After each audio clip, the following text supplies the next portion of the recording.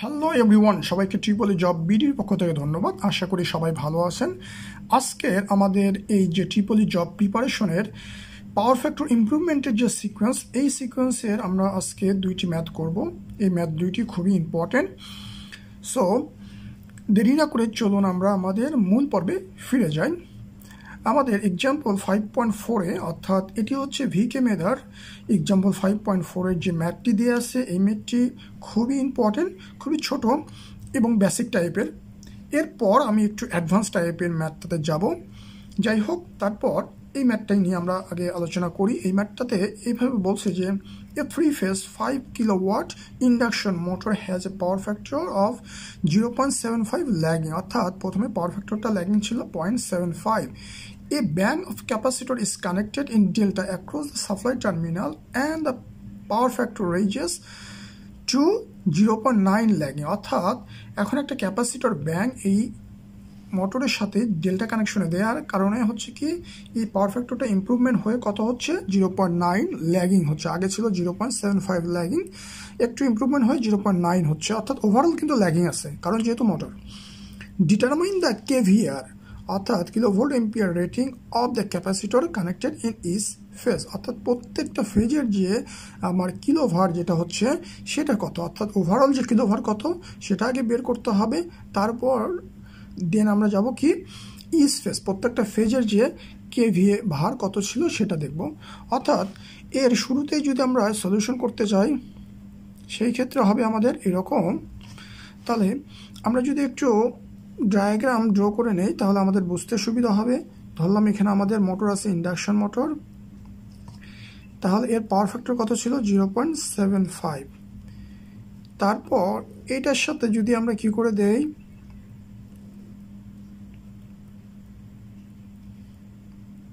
Capacitor bank use করি ডেল্টাতে, সেই ক্ষেত্রে আমাদের পাওয়ার ফ্যাক্টর ইমপ্রুভমেন্ট কত হচ্ছে, সেই ক্ষেত্রে পাওয়ার ফ্যাক্টর ইমপ্রুভমেন্ট করবে 0.9। ওকে, তাহলে আমাদের আবার আগে কত ছিল, পি কত ছিল, আমাদের পিটা দেখবো আমরা। আমাদের ওভারঅল পি ছিল আমাদের 5 কিলোওয়াট। ওকে, তাহলে ফার্স্ট টাইমে আমাদের যে কস ফাই 1 অর্থাৎ পাওয়ার ফ্যাক্টর 1 পিএফ 1 ফার্স্ট টাইমে কত ছিল 0.75। এখান থেকে আমাদের আমরা ফাই 1টা বের করে নিতে পারবো। সেকেন্ড টাইম অর্থাৎ ফাইনাল টাইম কস ফাই কত ছিল 0.90, এখান থেকে আমরা বের করে নেব 5.2। ওকে, ক্লিয়ার, খুবই সিম্পল। তারপর আমাদের জানা আছে যে leading KVAR taken by the condenser বা ক্যাপাসিটর ব্যাংকের দ্বারা যে কেভিএ ভার হচ্ছে কেভিএ ভার টেকেন কত হচ্ছে, আমাদের সূত্র জানা আছে P equal tan phi 1 minus tan phi 2, এটা হচ্ছে আমাদের সূত্র। ক্লিয়ার, এটাকে আমি আগের সিকোয়েন্সগুলোতে আমি ড্র করে দেখিয়ে দিয়েছি কিভাবে এই সূত্রটা আসে, আমরা আর বিস্তারিত যাচ্ছি না, খুবই সিম্পল। ওকে, তাহলে আমরা যদি পি যদি বের করতে পারি, এই ক্ষেত্রে যেহেতু আমাদের কেভিআর লেখা হয়ে গেছে সেই ক্ষেত্রে আমরা পিটা নেব কিসে, কিলোতেই নেব 5 tan phi 1। এখন phi 1 এর মান কত, phi 1 এর মানটা আমরা বের করে নেব, অথবা আমরা ইয়ে করে দিতে পারি আমাদের ইনভার্স করে cos ইনভার্স কত 0.75 মাইনাস tan cos ইনভার্স কত 0.9। এই হচ্ছে আমাদের লিডিং কেভিআর টেকেন, অর্থাৎ আমাদের লিড করবে কতটুকু, এটা তো ল্যাগিং ছিল, লিড করে কতটুকু মিনিমাইজ করতেছে এটা আমাদের দেখার বিষয়। খুবই ছোট একটি অঙ্ক। তারপর আমরা ক্যালকুলেশন করি, সেই ক্ষেত্রে আমাদের কি হচ্ছে এখানে tan cos ইনভার্স 0.75 করলে কত হচ্ছে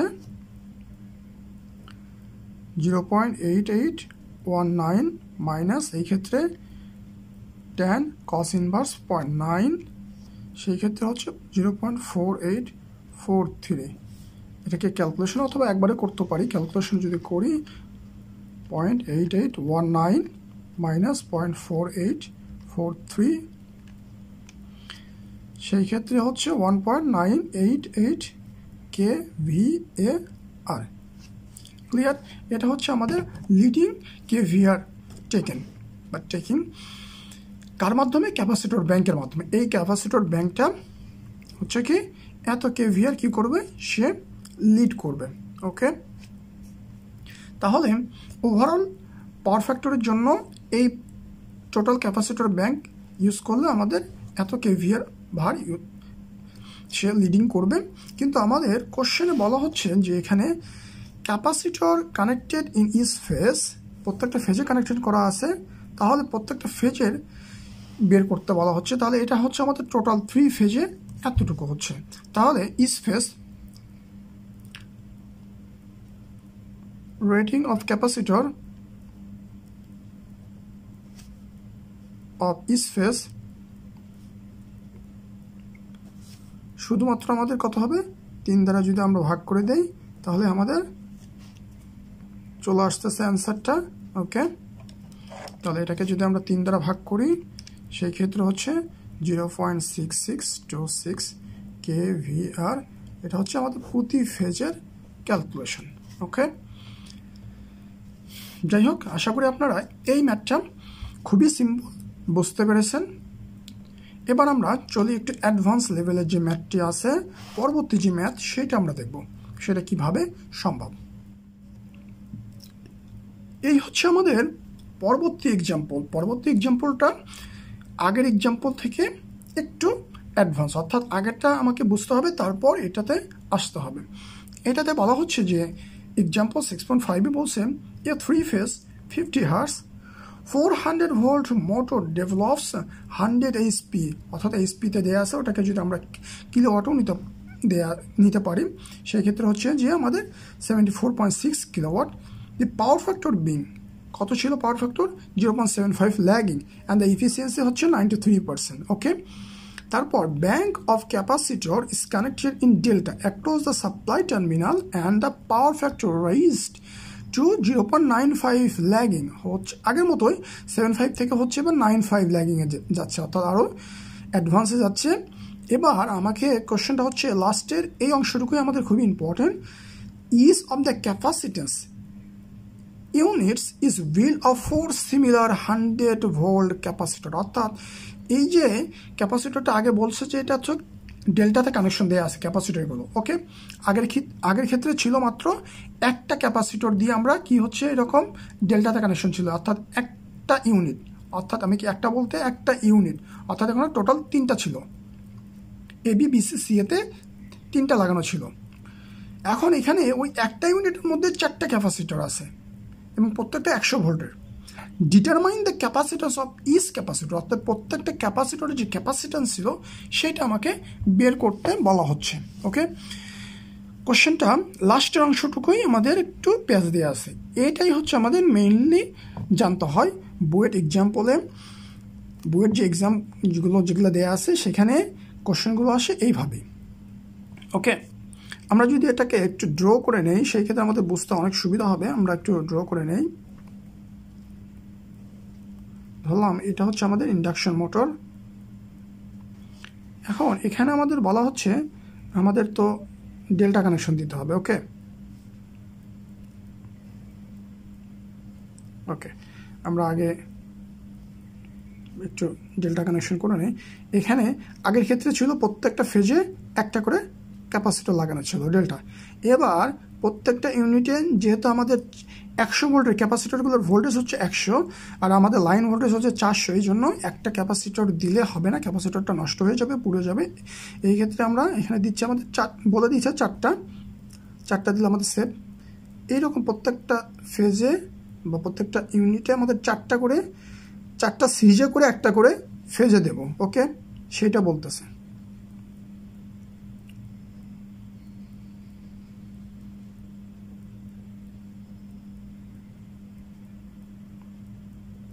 এই হচ্ছে আমাদের ক্যাপাসিটর ব্যাংক।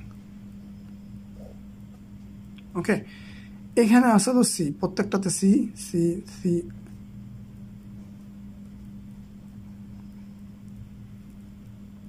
ওকে, আমরা এটাকে একটু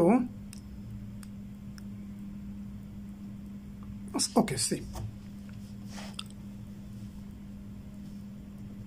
এ বি সি দিতে পারি।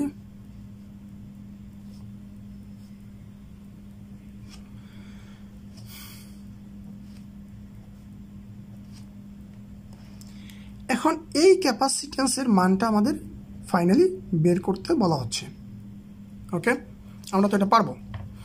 তাহলে ওভারঅল আমরা আগের মতো যে ম্যাথটি ছিল সেটা আমরা একটু করে আসি। সেই ক্ষেত্রে আমাদের টোটাল যে লিডিং KVAR কত হবে সেটা আমরা বের করতে পারবো। লিডিং KVAR সরাসরি আমরা আগের সূত্র অ্যাপ্লাই করলে হবে P = tan phi1 minus tan phi2। ওকে, P কত ছিল? এখন এখানে ইফিসিয়েন্সি দেওয়া আছে, ইফিসিয়েন্সি দিলে আমাদের কি ইনপুটটা বের করে নিতে হয়। ওকে, আর আমাদের পাওয়ার কত ছিল এখানে 74.6 কিলোওয়াট। তাহলে টোটাল ইনপুট পাওয়ার কত হবে 74.6 বা ইফিসিয়েন্সি 0.93। আর tan phi1 কত ছিল cos ইনভার্স 0.75। আর tan phi2 হচ্ছে cos ইনভার্স 0.95। ওকে, তাহলে আমাদের হয়ে যাচ্ছে এটা লিডিং KVAR। ওকে, লিডিং KVAR কোনটা ফর 3 ফেজের, কিন্তু 3 ফেজের জন্য এটা আমরা বলে দিতে পারি 3 ফেজের জন্য। আমাদের পরবর্তীতে আমরা সিঙ্গেল ফেজ অর্থাৎ ইস ফেজের বের করবো আমরা। তাহলে এটা ক্যালকুলেশন করলে কত হবে 74.6 ভাগ 0.93 ইফিসিয়েন্সি, এটা আমরা আগে দিয়ে দিই 80.215।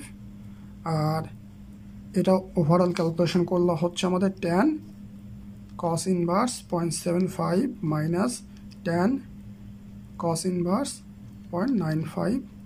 এটা ক্যালকুলেশন করে আসতেছে 0.5532। এই দুটো আমরা এখন গুণ করে দেই 10.215 ইন্টু 0.5532 443749 KVAR। ওকে, এটা হচ্ছে আমাদের ফাইনাল। এখন এটাকে আমরা কি করব প্রত্যেকটা সেট অর্থাৎ প্রত্যেকটা ফেজের জন্য অর্থাৎ each set leading KVAR for each set কত হবে এটাকে ভাগ করে দিতে হবে। 3 দ্বারা ভাগ করলে যেটা হবে সেটাই 3749 ভাগ 3